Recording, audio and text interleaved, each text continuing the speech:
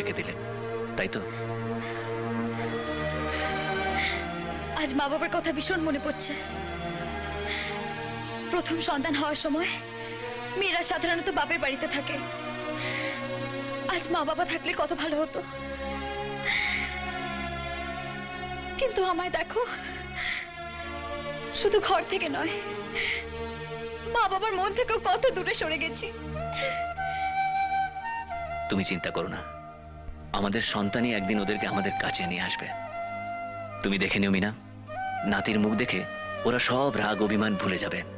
তখন নাতির সাথে সাথে আমাদেরকে অপন করে নেবে। ওকে জিজ্ঞেস করে দেখি, দাঁড়াও। হ্যালো জুনিয়র, কি দাদু দিদার মন জয় করতে পারবে তো? আমাদের ওই কোল্ড ওয়ার থামাতে পারবে কি? আরে বলো, পারবে কি না? আরে কিছু একটা তো বলো। হ্যাঁ, আরে তো হ্যাঁ বলছে। অ্যাকচুয়ালি বাবার মতন ইন্টেলিজেন্ট, বুঝলে?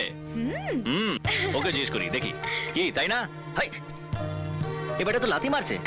এখন এক সপ্তাহ বাকি, এত জোরে লাথি মারলো। বড্ড পাজি, এটা পাজি ছেলে। খবরদার, আমার ছেলেকে একদম আজে বাজে কথা বলবে না। ও আমার প্রাণ। ও তো আমারও প্রাণ, জানো মিনা।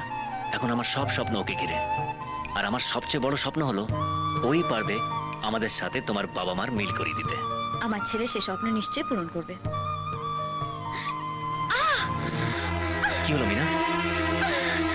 ব্যথা করছে। আরে বাহ, আমাদের ছেলে তো বেশ ওবিডিয়েন্ট, ইমিডিয়েট অ্যাকশন নিতে রেডি। আর কি ছাড়ো, আমি পাচ্ছি না, আমাকে হাসপাতালে নিয়ে চলো।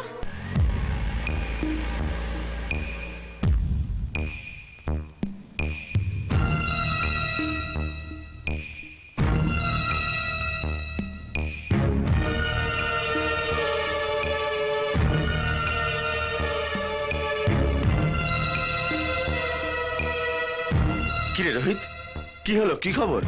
জানি না, 4 ঘন্টা হয়ে গেছে মিনাকে ওটিতে নিয়ে গেছে। 4 ঘন্টা ওটিতে? হ্যাঁ, সেটাই তো, ভীষণ টেনশন হচ্ছে গো। টেনশন করিস না, দেখিস ভালো খবরই পাবি। Doctor, It was very critical. I thought she may... doctor, Oh, Mr. Rohit, you're blessed with a baby boy. তোর ছেলে হয়েছে? কনগ্রাচুলেশন। Thank you. সে ছিল বড়ই আনমনা, আর ছিল আমার কল্পনা আর কোনা।